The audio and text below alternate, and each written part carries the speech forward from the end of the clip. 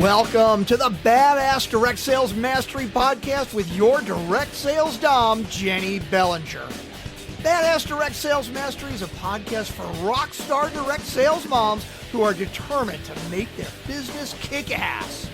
Jennie will share her knowledge of effective sales and recruiting techniques, tips to get what you want from your business, and will interview direct sales professionals and leaders from various companies. The interviews will give insight to how these rock stars got to where they are and where they plan to grow in the future. And now, the direct sales dom, Jennie Bellinger. Welcome back to another episode of Badass Direct Sales Mastery. I'm here, your direct sales dom, Jennie Bellinger, and I have a really fun friend here with me today. I've got Joe Griffard, who I have known for a little over a year and a half now. We met completely by accident through networking, but we have become great friends. And when we were talking, I realized I had to have him on the show because there are some of you who today's episode is going to possibly be a life changer for you. So let me tell you a little bit about Joe. Joe has been in the financial advice business since 1991. He started with Merrill Lynch in Midtown Manhattan and has been a certified financial planner since 2008. He moved to Houston in February of 2020, and he established actually a brand new branch for his financial planning company, Bridgewater Asset Management.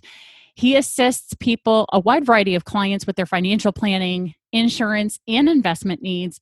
But his passion, and this is why I'm having him on the show today, is because he serves families impacted by dementia and the professionals who support them. So if you're someone who has a family member who is living with dementia right now, this is going to be an episode you do not want to miss. Keep listening because Joe has a great story behind this. So Joe, welcome to the show. Wow, Jennie, you really raised the bar on me there. Well, you're worth knowing for people, and I think I'm a podcast virgin, right? So this is my first appearance on a podcast. So nice, taking your virginity. That's all good. Yeah. Well, just keep in mind, Joe, the safe word for today for this episode is meatloaf. Meatloaf, okay. Because I would do anything for love, but I won't do that. There you go. I'm gonna. Oh Lord. Oh. Right. So if I ask a question that you're like, nope, can't answer that, all you have to do is say meatloaf and we'll edit it out. Right. I we don't have our video on for this, but if we did, you'd see I'm writing it on a Post-it note right in front of me, just in case in case, right? Absolutely. And you know what's going to happen is by say next Monday or Tuesday, I'm going to find a Post-it note on my desk that says meatloaf on it. And you're going to be like, laugh really hard, or I'm going to wonder what the heck I was supposed to do with meatloaf. Meatloaf, right, exactly. And what's going to be really fun is if you right above it write BDSM, and then your wife walks by and goes, BDSM meatloaf, what the hell? Yeah. I don't know. I'll have to think about that part. No, absolutely. So Joe, you and I met because I actually did a training for the B&I chapter that you used to be a member of when you were up in St. Louis. Yes. And we ended up having a one-to-one. Yes. That was my first Zoom call, Jennie. Oh, gosh, I take your virginity in so many ways, Joe. Oh, you know what? Gee whiz. First Zoom call, first podcast interview. I love introducing people to new things. I know. So we had our Zoom one-to-one, and it was really funny because in the last few minutes, you shared something with me that ended up cementing our friendship and really turning this into a business partnership, sort of, and a friendship. Not sort of, very much. Yeah, very much. So let's tell the story that started this whole ball rolling down the mountain, and now it's this huge giant friendship and business ball. Well, you and I were talking about the typical kind of things you talk about when you're having a get to know you one-to-one, right? And I remember you asked me what my ideal client was. And I said, that for many, many years I've focused on the IRA rollover market, because when somebody leaves a job and leaves a 401k balance behind, they have some important decisions to make as far as whether they're going to leave it where it is, or move it to their new company, or take it out and put it in their bank account, which is usually not a great option because it causes taxes, right? Right. I think those were all the choices, and I had said that's something I really like working with, because for a lot of people that's a really important decision with a lot of money. Yeah. And then I had told you that I had this other situation in my life with my mom, and she has dementia, and I have been helping my dad through the process over, by then, probably a couple years. Mm-hmm. And I felt a calling to try to use my experience to try to help other people, because anybody who has gone through it or is in the middle of going through it, it's a very difficult disease. And that's not to belittle people that are dealing with any other chronic issue, right? It's just Right. that it's hard. It's hard on the family. In in many ways, the dementia patient, once they reach a certain point, they're kind of the lucky ones of the family, because they're the only ones that really just don't know they're demented, right? Right. Yeah. I mean, everybody else around them is in the midst of going through what I really describe as the long goodbye. It's like an extended mourning process as this person. Well, here's how a friend of mine who went through the journey a year or two ahead of me described it, and it turned out to be incredibly, incredibly accurate and poignant. Is he said, that person you love is slowly drifting away and becoming less present, even though they're still physically around. And then every now and then, out of a complete surprise, they'll come and visit you for a little bit. You'll see some glimpse of that old person, and then they go away again. Yeah. And that turned out to be it's a pretty accurate description of what it feels like as the caregiver or the close family member. So anyway, I made that comment to you, like I'd really feel like I'd like to help people with this. And you said, oh gosh, you need to do this coaching thing that I've been going through. I'll go through it with you. I'll help you figure out how to do that. And I said, well, I don't know, maybe tell me a little bit about it. And then you told me a little bit about it. And then we kind of parted ways. And then you followed up with me. And I said, well, I'm still not sure. Tell me a little bit about it. Tell me a little more. And you did. And I kept resisting. And the date for the first 3-day program got closer and closer. And you were very persistent. In a nice way. In a nice way, in a wonderfully kind way. I don't mean to imply anything negative by saying you were persistent. Right. But then you just really hit me between the eyes, because you said a statement of which was accurate to me. You said, and if I misquote you, feel free to correct me, but you basically said, Joe, every time we talk about this thing, I can tell you have a real heart for it. You have a real passion for it. And so the question is, do you want to try this thing that I'm telling you will help you? Or do you want me to, check back with you in a year and see if you're still trying to figure out how to do this new program? Right. I guess, right. And I thought about it for a minute, and I'm like, oh man, Jenny's right. Yeah, you can bang your head against the wall for the next 6 to 12 months trying to figure it out all by yourself, or we can bang it out in 3 days. That's right. And that was when I realized, like some of our other friends, I am reluctant to make commitments unless I feel like I can really pour myself into it. And I think that's part of why I was a little hesitant, Yeah. But yeah, it was a great 3 days, and we've done it together virtually and in person, 4 or 5 more times we've done the program. Yeah. And every time we go through it, I get a better vision of of how I want to present myself and how I want to craft this part of my business. So it's been good. Yeah. Been good. And so that's how we met, right? Right. And for anybody who's listening, and if you've been a part of a networking group, financial planners are everywhere, and they are just trying to seek anybody and everybody who's willing to spend time with them to talk investments and retirement and all that fun stuff. What I rarely see in the world is, and this is true not just of financial planning, but in many businesses, is somebody who has a passion for a particular niche or niche. I don't care how you say it, it doesn't matter. Same thing, right?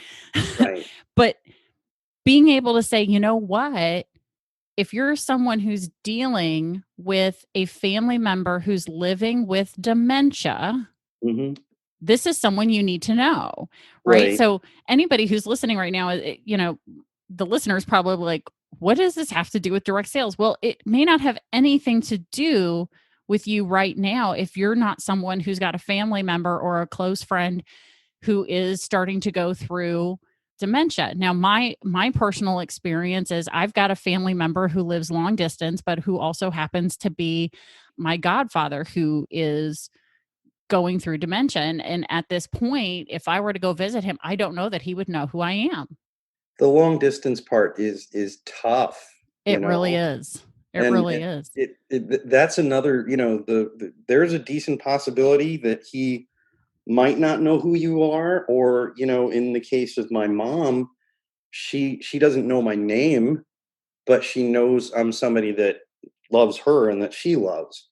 So Good. it's interesting. I mean, dementia is it's strange how certain things stick with the dementia patient and certain other things don't. Did I ever tell you the story about my mom and the birds? Maybe it feels vaguely familiar, but tell it here. Why not? So I was there visiting her one day, and they have a dementia care unit's usually locked, right? Hmm. And that's for the good of the patients, because the residents, because one of the characteristics of dementia is that you tend to wander sometimes, and that can be Right. bad, right? Yeah. Yeah. So mom's facility is really awesome because it's got a separate courtyard that you can get to without leaving the dementia care unit. And mom and I were sitting out there after dinner one night, and we had just gotten off a FaceTime call with my sister, who does live out of town, and she deals with the whole, kind of guilt struggle of wanting to help but being out of town. Right. And during that phone call, she recognized my sister and my nieces, but didn't know my nieces' names. And she also referred to me as this guy. This guy takes really good care of me. I love him, which that was sweet. Aw. But then, so we get done with the phone call, right? And there are these birds sitting on a power line out just outside of the fence. And I go, mom said something about the birds. She's like, look at all those birds. And I said, hey, mom, how many birds are there? And she literally goes, 1, 2, 3, 4, 5, 6, 7, 8, 9, 10, 11, 12, 13, 14, 15. And I counted them. I checked. And she had it right. Wow. I mean, it's a funny thing. And funny, speaking of funny, for any of you who are embarking on this journey, one of the things I will say is that anytime you can invoke your sense of humor, it's a really helpful thing when it comes to dementia, because it just helps you keep stuff in perspective, Yeah. and the thing about it is dementia patients lose their various aspects of their reasoning, right? Mm-hmm. But they don't lose their emotions at all. Right. In fact, I feel they probably get a little amplified, it feels like, because it's Uh-huh. Well, all right. they have access to at some point. Right. Well, the analogy that some people I've talked to use is it's like when your parents become more like your kids again, right? Because they lose all of they have less of the logical constraints on those emotions, right? Yeah. And the other aspect of that is, which is why it's important as a close relative or a caregiver, is it's really important to try to take care of yourself and have yourself in a good mindset when you go see them, when you go visit with them, because just like their emotions are still there, their ability to sense your emotions are still there, Yeah. right? I remember I don't get to go visit mom right now because thanks COVID, Right. everything's kind of restricted. But, I used to visit mom when I lived in St. Louis 3 to 5 times a week or more, depending on how soon it was after she went into her facility. And my sister, I have to give her credit. She taught me to do this because she used to work in healthcare with frequently elderly patients. And I would always pause for a minute before I walked into the facility and just kind of take a couple of deep breaths and check myself emotionally and try to make sure I was as calm as I could and projected some feelings of happiness and happy to see her, because it made all the difference in the world in how the visits would go. Oh, yeah. That Makes a makes big perfect difference. sense. Yeah. Yeah. And of course, that's the challenge. And I didn't even really, so I wasn't even the frontline caregiver. My dad was, right? I was Mhm. just providing support to dad. And one of the things that I would do is I just learned as much I could about strategies and ways to deal with things. And well, you know me, Jenny, that's also how I deal with anything that's stressing me out. I try to learn about it, try to get the facts, Right. right? But one of the things that I really had to keep emphasizing to dad is, I'm like, Dad, I know you want to do everything you can for mom, and I know her needs are growing, but you got to take care of yourself Yeah. as well. And so dad is old school, right? Mhm. And one of his favorite sayings is, I don't want to be a bother, which Yeah. is, kind of that generation anyway, right? Yep. And I remember one day when we were talking about this whole self-care thing, and I sort of lost my temper, but I feel like it was like I constructively lost my temper, because I finally I was like, Dad, you keep saying you don't want to be a bother, and if you end up flat on your back in the hospital because you've exhausted yourself, and now I've got to juggle you in the hospital and mom, that will be a pain in the ass. Truth.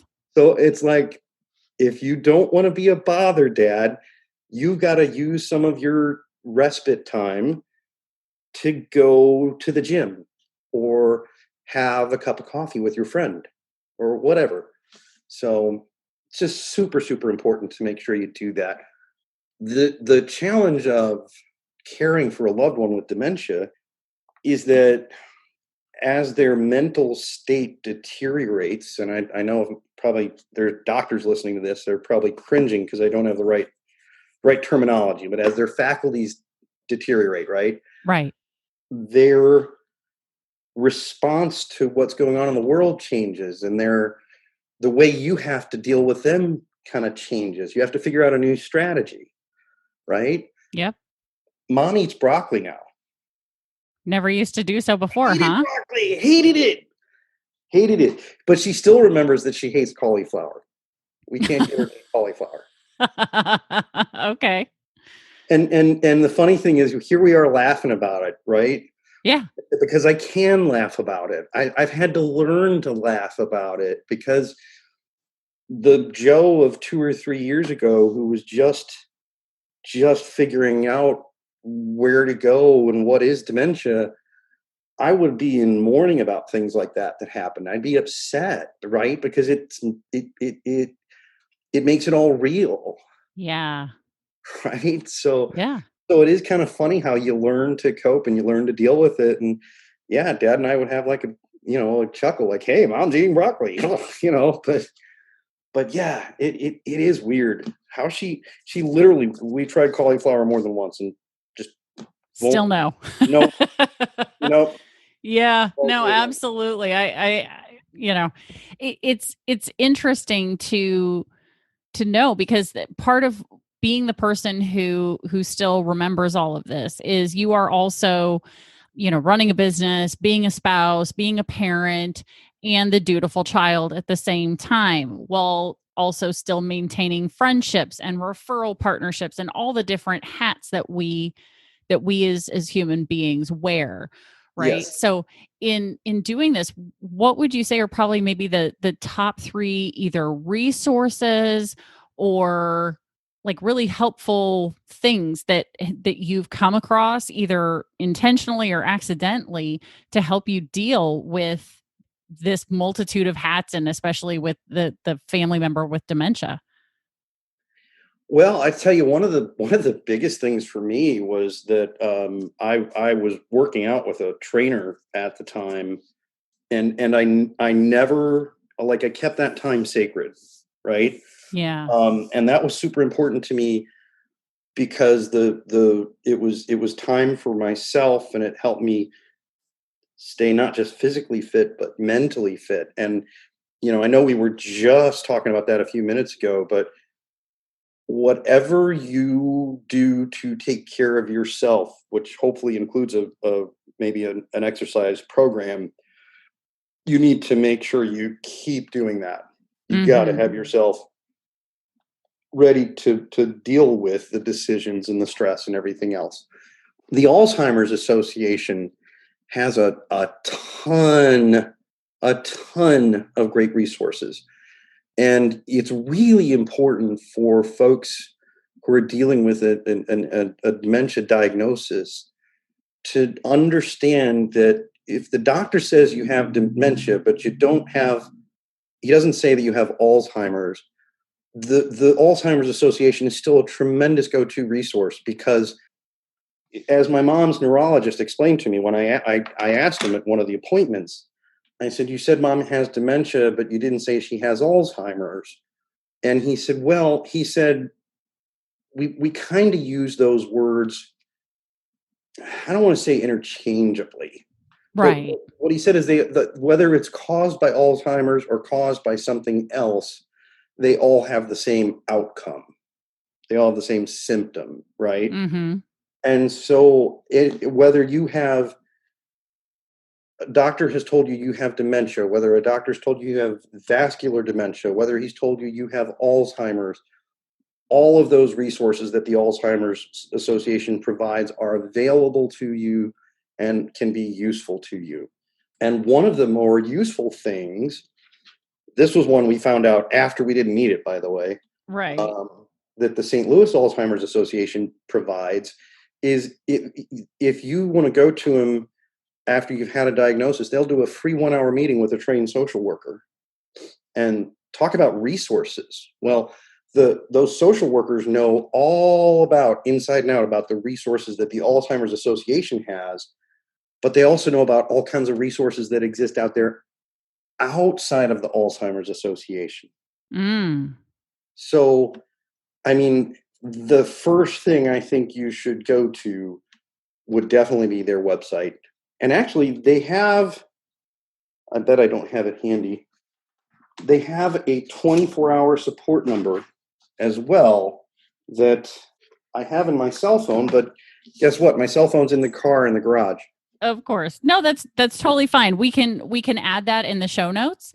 Oh, okay. So what I'm going to do, listener, is in the show notes, check the show notes, because we'll have a link to the Alzheimer's Association, probably Alzheimer's Association of America. So that way it doesn't matter where you are in the US, you're going to be able to find that. If you're listening to this from another country, well, Yeah, I'm not sure what Alzheimer's does. I don't know outside what the they US. whether they exist in other countries, but I'm sure there are resources out there. But a majority of my listeners are here in the U.S.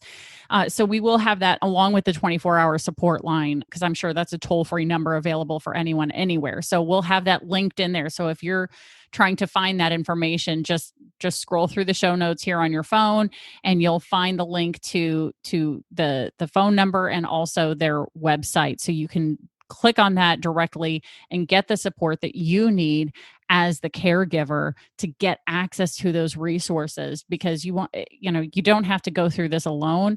And certainly it's so much easier if you have access to someone like a social worker or someone at the Alzheimer's associations, because this is what they do all the time. And I have to say, Jenny, for anybody who doesn't want to dive into the show notes, the Alzheimer's Association has the shortest URL in the world. Nice. It is alz.org.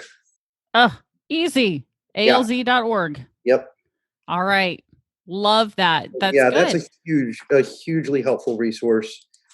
Another name that keeps coming up for me that I just simply haven't had the time to investigate, but has been very highly recommended to me, is a gal named Teepa Snow.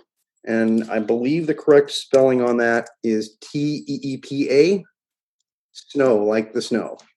She has been described to me, and the funny thing is, this literally came up like 2 or 3 years ago, and then I didn't do anything about it, and then it came up about 6 months ago, and I didn't do anything about it, and then it literally just came up on Wednesday night. Gotcha. So I've resolved I need to do something about it. Yeah, because the universe is telling you something if it keeps coming up. Yeah, it keeps coming up in front of me. So Teepa Snow has a website with a bunch of free offerings, and she also has a YouTube channel as well. And again, with Alzheimer's, the part that's there's really two or three things that make Alzheimer's or dementia tough, right? We've already talked about the kind of the long goodbye phenomenon, right? Yeah.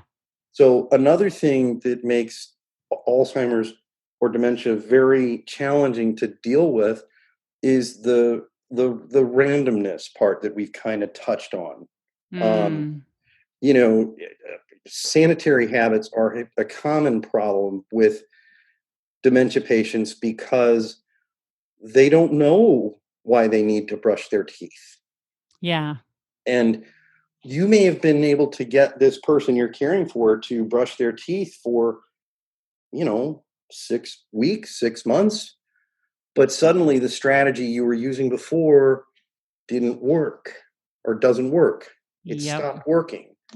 And, professionals, whether they're, caregivers in a facility or nurses or they have training on how to do that. And not only that, they've had practice and experience in how to do that, right? Yep. A family caregiver dealing with it for the first time, that's really, really a challenge to figure out how to pivot and deal with that. Especially, here's what really makes it tough. Mm-hmm. Agitation makes dementia worse. Yeah. Okay. So that means when you're pivoting, the last thing you want to do is get into a debate with your loved one who has dementia. You don't want to get in a debate with them about why they need to brush their teeth or why they need to do whatever other thing they're supposed to do. You need to just figure out a non-argumentative way to get them to do it, which could be as simple as saying, "Hey, come on, Mary, now's when we brush our teeth," right? Nice. And the the other crazy thing, because of the way it works, is they probably will have forgotten that you asked them in about 10 or 15 minutes. Yeah. So if they refuse, then you can just turn around 10 or 15 minutes later and go and either try a different way of asking, or even say the very same thing, because they probably don't remember that you asked. But so Teepa Snow is another one that has come up a bunch of times. And actually the website for that address is her name. It's Teepa Snow, Teepa Snow.com. And it's got a bunch of her offerings and links to her videos and pretty cool stuff. Yeah. Absolutely. I also looked while you were talking, was looking that up real quick, because I was like, oh, I bet I can put that in the show notes as well. Because again, the point of this is to give the listener as many resources as they need to help support them in this cause. Yeah. And, the biggest thing I think too that I would share that I haven't yet is Uh-huh. don't feel like you can't talk about the diagnosis with your friends. I feel like there's a lot of people who don't talk about a diagnosis of dementia because they feel like there's some kind of stigma to it, right? Yeah. And that's unfortunate, right? Because you wouldn't stigmatize or look down on a family member because they had cancer or I don't know, name a disease. You wouldn't. Right. Right. And generally, the people that know and love you, they're going to want to help you. And in Yeah. fact, they would be upset if they knew they didn't have a chance to help you. I've seen that happen with my mom and dad. Right. And the more you can kind of get that word out to your close friends and have a chance for someone to, take your loved one out for lunch so you can go for a walk or go to the gym or whatever, Yeah. those people will want to help you. Absolutely. They definitely will. I definitely agree, because to me it seems like the theme of this conversation is really the importance of self-care Mhm. and the importance of not doing this alone. And you can't have a team of support around you if you're not talking about it, Correct. if you're not having conversations Mhm. and utilizing these and developing a group of people around you. And that's really what you've been doing, Joe, for the last 18 plus months now with your financial planning business, is developing a group of referral partners, a referral network that you can send people to, so that when they come to you as someone who says, hey, I've got a family member, you're not just the financial guy, but you're the financial guy who has access to tons of additional resources. Yeah, and I've got that network in pretty good shape in St. Louis, and I'm starting to build it up here in Houston. So absolutely. And the other thing you'll find too, whether it's talking to a professional like myself or getting your own personal friend network kind of activated, right? Yeah. Unless you have like the smallest friend circle in the world, you're probably going to find that at least one of your friends has already been down that road. Yep. It happened with one of my dad's buddies from church. And when you can talk to somebody who's been through the experience, they just get it. It Yeah. just helps a lot. Yeah, it really helps to know that you not just are with people who are also dealing with it, but you truly aren't alone with someone else who's been through a similar, if not the same situation. So Exactly. it's so important to do that.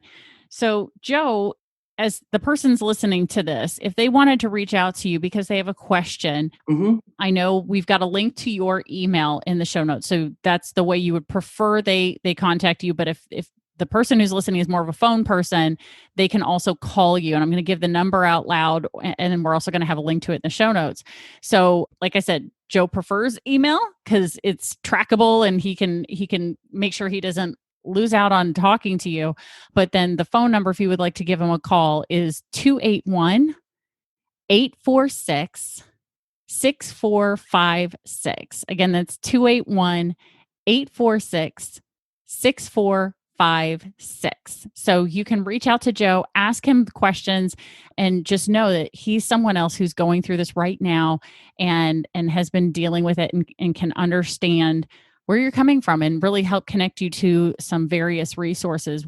Probably, if not directly, he's currently in the Houston area, formerly from the St. Louis area, but if not where you are necessarily, probably a national organization or someone like Teepa Snow or the Alzheimer's Association. So, Joe, I really want to thank you for being here and giving this information, because, like I said, I know a portion of my listeners are probably dealing with this right now and didn't know where to go, didn't know where to turn. And now they've got someone to talk to. Well, and Jenny, I think this is more fun than I've had talking about Alzheimer's and dementia in a long time. I mean, well, it's probably not a super fun topic, but when you can look at because I think I hear my mom say it probably more often than anybody else, when it comes to a difficult situation, you can laugh about it or you can cry.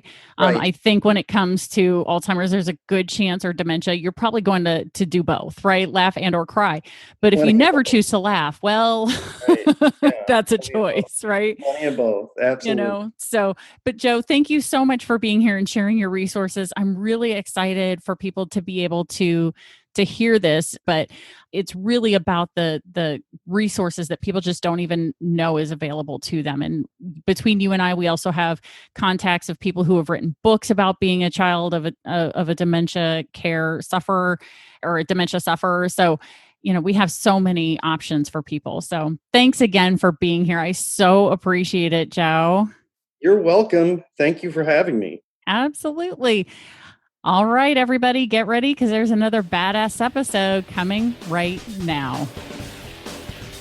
Thanks for listening to the Badass Direct Sales Mastery Podcast with your direct sales dom, Jennie Bellinger. Why are you waiting to go to badassdirectsalesmastery.com? Don't make the dom get her whip. If you enjoyed this episode, make sure to share it with another rock star that you know in direct sales after you subscribe to the podcast so you won't miss any future episodes. You can also check out the show notes for links and any contact information mentioned in today's episode.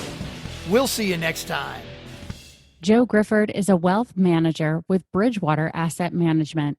Securities are offered through LPL Financial, member FINRA SIPC. Investment advice offered through Bridgewater Asset Management, LLC, a registered investment advisor and a separate entity from LPL Financial. The opinions voiced on this podcast are for general information only and are not intended to provide specific advice or recommendations for any individual. To determine which strategies or investments may be suitable for you, consult the appropriate qualified professional prior to making a decision.